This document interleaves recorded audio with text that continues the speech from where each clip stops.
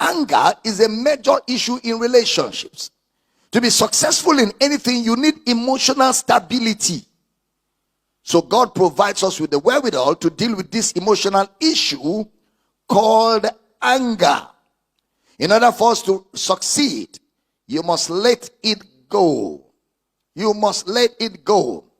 You know, the result of uncontrollable and unpredictable anger or uncontrollable anger are unpredictable. Families have been destroyed because of uncontrollable anger. Marriages end up in divorce because of bad temper. And many children's lives have been wrecked and futures destroyed because of bad temper. Anytime there is divorce in a marriage, the people that suffer are the children.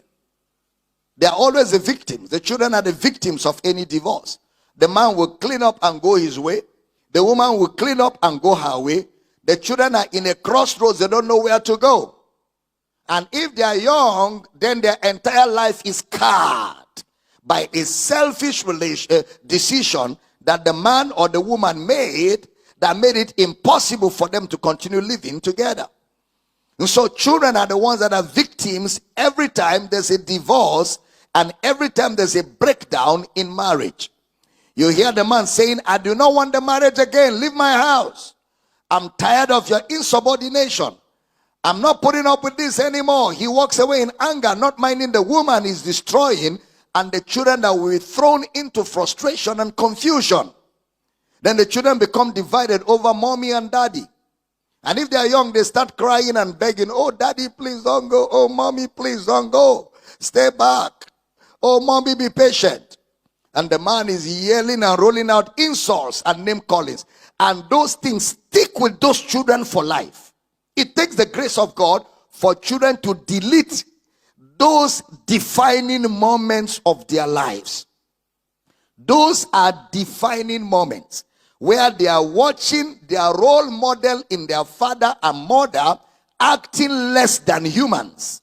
And where those words are coming out like sharp knives, and where that union broke, and where daddy either walked away or mommy walked away, not minding where they will go next.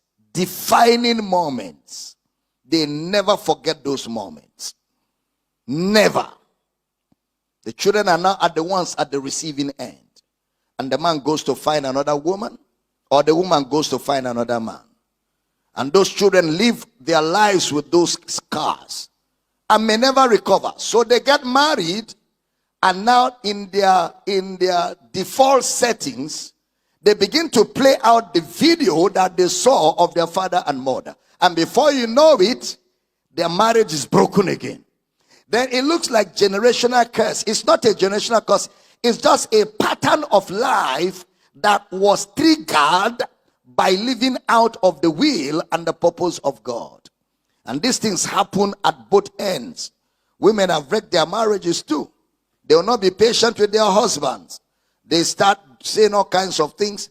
They start importing and bringing in all kinds of opinions from different relationships that are not structured like their own. They start comparing themselves with others. In a short while, they want to be like everybody. They go to, is it Gege University? Gege. They go to Gege University to go and get notes, to take notes. Any believer who goes to that kind of place is a shame. It's a shame. You have an entire 66 books with God's instructions, and you're following somebody who doesn't know how to quote John 3:16. Women have walked out of their marriages, learning from wrong models, learning from people that they cannot, that cannot even be able to stand the test of time. The Bible tells us clearly, favor is deceitful, beauty is vain, but a woman that feareth the Lord, she shall be praised. When a woman has no control over the words that come out of her mouth against her spouse, she will not succeed in maintaining that relationship. She will lose it. I'm dwelling on anger and pride because they are the greatest culprits of conflict in the home. Anger and pride.